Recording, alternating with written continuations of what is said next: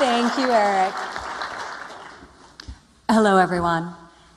It's an honor to stand before you today and officially welcome you to Trump International Hotel and Tower, Washington, D.C. This has been an unforgettable year for my family for many reasons. As Eric said, our business at Trump Hotels continues to thrive. In the last 12 months, we have completed the redevelopment of Trump National Doral in Miami, Florida, the iconic Turnberry Resort in Scotland, and the stately Golf International Golf Links Doonbeg in Ireland. Next month, we're opening a stunning hotel and residential tower in Vancouver, Canada. We've also launched our newest brand, Scion, which will enable us to expand our quickly growing footprint beyond five-star ultra-luxury markets and locations, such as this one.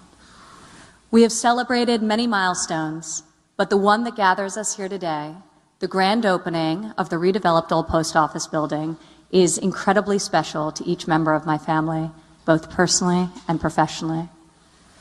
A renovation is much more complex than a ground-up construction project, and the redevelopment of the building we're standing in has been perhaps the most challenging and gratifying of them all. When this property was originally built in 1899, its grandeur was meant to signal to the rest of the country that Pennsylvania Avenue was America's Main Street. A full city block in the heart of Washington, D.C., you didn't have to be a visionary to see the potential, despite the fact that in recent years, time has taken its toll on this national treasure. In 2011, the old post office was considered the most sought-after redevelopment opportunity in the country, and my father and I fought hard against the largest hotel companies and developers in the world to win the deal. Over the course of 8 months, our team worked nonstop to study the building and strategize the best approach to restore it to its full potential, and then some. After an exhaustive evaluation process, we were ultimately awarded the deal by the United States government. We were selected by a panel of judges based on criteria that included our vision for the property, the strength and experience of our development team, our company's financial wherewithal, our track record, and our plan to bring vibrancy to Pennsylvania Avenue. One of the reasons I love real estate, a passion inherited from my father, is because at the end of years of hard work, there exists a tangible validation of your efforts and the efforts of so many people. My father trained my siblings and me to see things not for what they are, but for what they can be. This is a great example of that. It's been a gift he's had his entire life. Over the last 18 months, my father has been focusing on campaigning for president, but everyone on his team put in the extra effort so as not to let him down.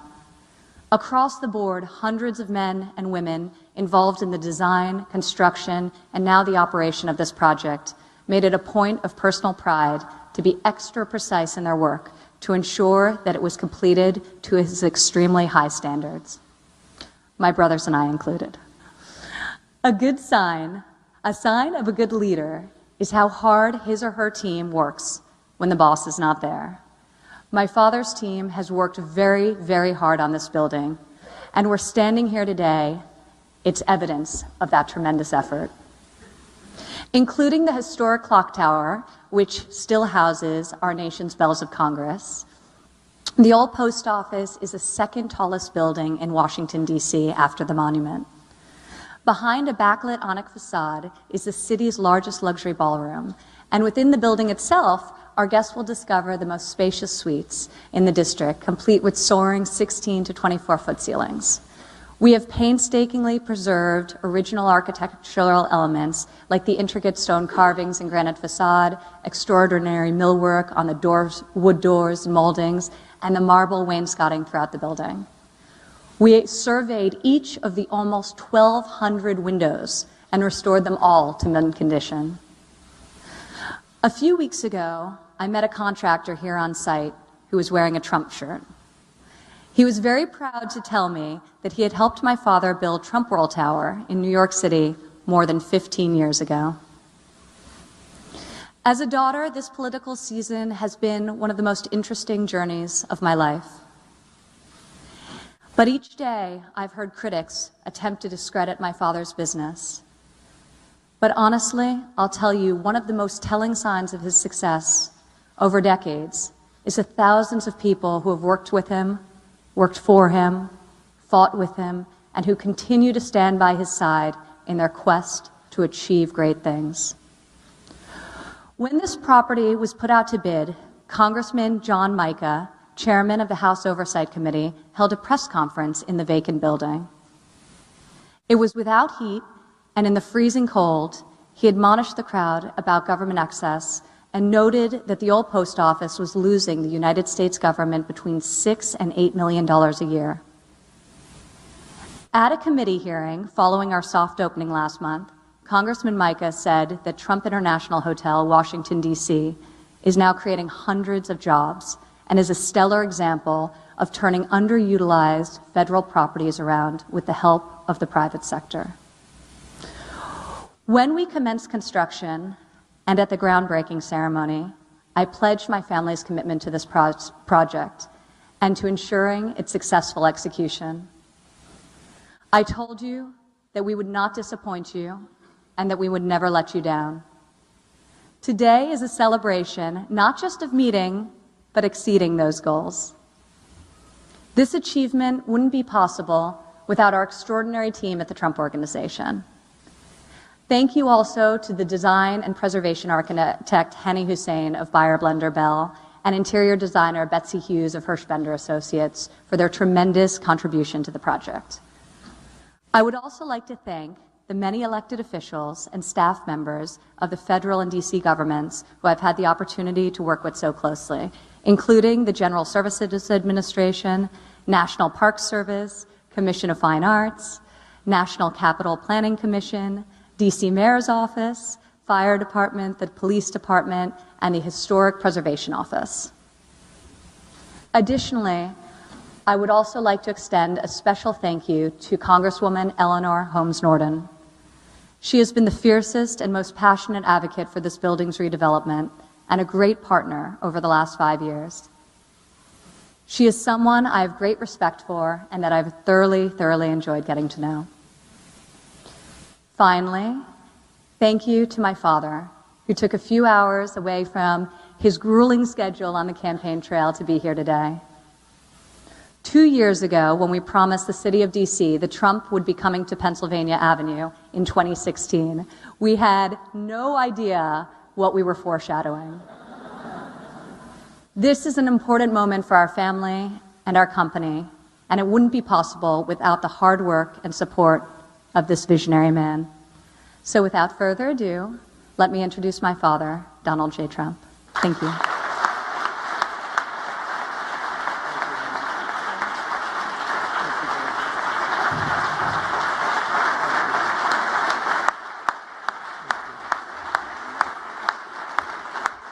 Thank you, everybody. I appreciate it. Thank you. Thank you, Melania, Tiffany, Laura. Thank you very much.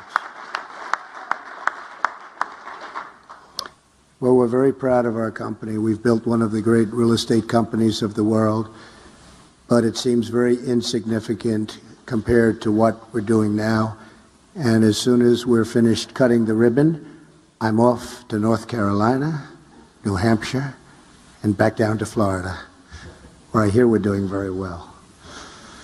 With the notable exception of 1600 Pennsylvania Avenue, this is the most coveted piece of real estate in Washington, D.C., the best location.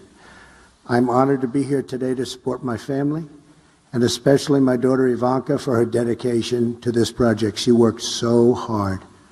I'm also honored to have a chance to thank the incredible team of people who brought our vision for Washington's historic old post office to life, including hundreds of construction workers, electricians, maintenance workers, and so many others who helped make this project a reality. They're really the important ones. A project like this demonstrates what is possible when a team works together for a totally common purpose. It also shows how to work with our government and to get things done.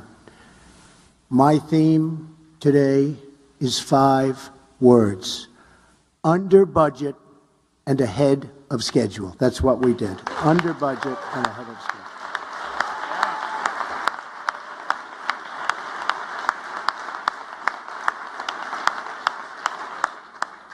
So important. We don't hear those words too often in government, but you will. Our agreement with the government required completion of the project by 2018. We were dramatically ahead of schedule on this project and under budget. We turned a property that had been neglected for decades and which was losing huge sums of money for the federal government into a major revenue producer and job creator. This is what I want to do for our country, and this is what we're working so hard to do. Right now, just about everything our government touches is broken or they break it. It's always over budget, behind schedule, and simply nothing works. Look at the Veterans Administration, where new hospitals come in hundreds of millions of dollars over budget, and yet our brave veterans still don't get anywhere near the kind of care they need or deserve. Look at our decaying infrastructure. Look at our aging military equipment. Our military is so depleted, despite having the greatest people on earth. I mean, they are the greatest people in our military, but it's so depleted. The tax code is broken. The education system is broken. We spend the most for any country on education, and we get bad results. And so many parts of our country are in a state of disrepair. And now it was just announced yesterday that Obamacare is in freefall, with premiums going up massively, and places like the great state of Arizona going up over 100% in cost. Unaffordable, unusable, and doesn't work even if you can afford it. The American people know what this election is about, and they see it every time they get their health care bills in the mailbox, or ride down a highway that's broken, or go to an airport that looks like it's from a third world country. Remember, Hillary said herself, it was called Hillary Care before it was called Obamacare. She made that statement not too long ago. Now she's trying to withdraw that statement. She wants to withdraw that statement so badly, Newt. And by the way, congratulations, Newt, on last night. That was an amazing interview. That was an amazing... We don't play games, Newt, right? We don't play games. I've loved my life in business, and I've loved getting to share my dreams with my family. It's an incredible family. And Melania, I want to thank you very much. You have been amazing.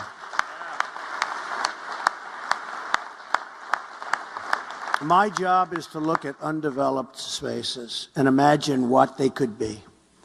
These are spaces that have no hope, have no future, but you need imagination and you need the ability to get them done and to unlock their potential and to unlock the potential of the people working on those spaces and on those projects. And we have so many things we can do for our country. Where others have only dead ends, I've dreamed of the amazing possibilities that we have. That's why government has turned to me in the past to fix projects that had gone nowhere, that were considered total disasters, whether it's turning a landfill at Ferry Point after many, many years of futile work in the Bronx, New York, into a world-class golf course that's now open and doing unbelievable business, or revitalizing the facade of the great Grand Central Terminal, or building and saving Wollman Rink in Central Park after 8 years of futility and spending massive amounts of money and getting it done in 4 months for a very small amount of money. So many different things. Today is a metaphor for what we can accomplish for this country. Same kind of thing. This building is a historical landmark, a true American original. It had all of the ingredients of greatness, but it had been neglected and left to deteriorate for many, many decades. It sat there so beautiful and so empty and was falling into a very, very bad state of condition. It had the foundation for success. All of the elements were here. Our job was to restore its former glory, honor its heritage, but also to imagine a brand new and exciting vision for the future, to create a new place for people and families to come together, and a magnificent place at that. I've been very lucky, and I've led a great life. Now I want to give back to the country which I love so much and has been so good to me. I want to go into the inner cities, the poor rural communities, and the failing schools, and I want to work on a national plan of revitalization. I'm tired of the excuses from our politicians. I'm tired of being told what cannot be done. I'm tired of people asking Americans to defer their dreams to another day, but really what they mean is to another decade. Enough waiting. The time is now. We can achieve our goals for this country, and we can do so more quickly than anyone ever thought possible. There is nothing we cannot accomplish. The United States is great. It's great. Its people are great. There is no task or project too great. There is no dream outside of our reach. Don't ever let anyone tell you it can't be done. The future lies with the dreamers, not the cynics and the critics. Everywhere I go in this country, all I see is untapped potential waiting to be set free. And the biggest element of all is our incredible people, the people of this country. They're just waiting. They're waiting and waiting, and I think maybe now their time has come. But we will realize never that the potential we continue to put on our faith and the faith of our country. And we have to say the word never will always have to be taken out, because we have such tremendous potential. We have to choose the most optimistic path. We have to choose to believe not our politicians that in many cases truly don't know what they're doing, but to believe in ourselves and in our country. If we do that, anything is possible. I'm asking America to join me in dreaming big and bold and dream for wonderful things in our future. Let's close the history books on the failures in Washington, and let's open a new chapter of success and prosperity for all of our people. We have a divided nation, a seriously divided nation, all of our people. That is how we will truly make America great again. Thank you very much. I greatly appreciate it. Thank you.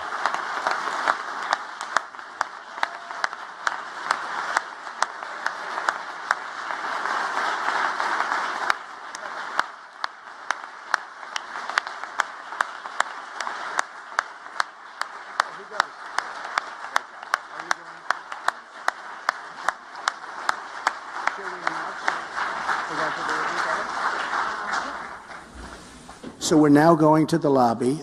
This is a ballroom, brand new. This was where the old shopping center was, which was not a part of the building. We made it a part of the building, and this is now the largest luxury ballroom in Washington. And great, we're going into the lobby. We're going to cut a ribbon. Then I'm going to North Carolina. Thank you.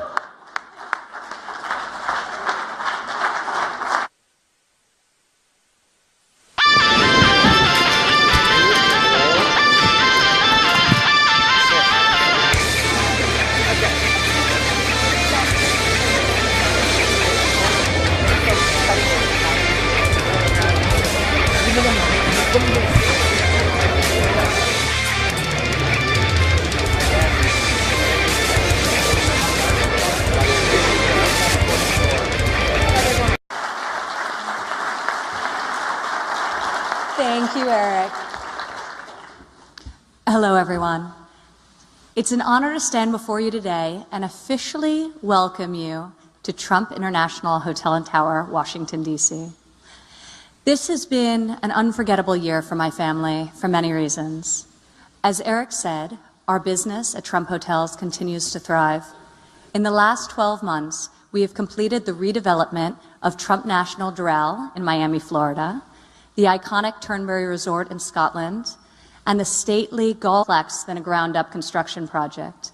and the redevelopment of the building we're standing in has been perhaps the most challenging and gratifying of them all. When this property was originally built in 1899, its grandeur was meant to signal to the rest of the country that Pennsylvania Avenue was America's Main Street. A full city block in the heart of Washington, D.C., you didn't have to be a visionary to see the potential, despite the fact that in recent years, time has taken its toll on this national treasure. In 2011, the old post office, our company's financial wherewithal, our track record, and our plan to bring vibrancy to Pennsylvania Avenue. One of the reasons I love real estate, a passion inherited from my father, is because at the end of years of hard work, there exists a tangible validation of your efforts and the efforts of so many people.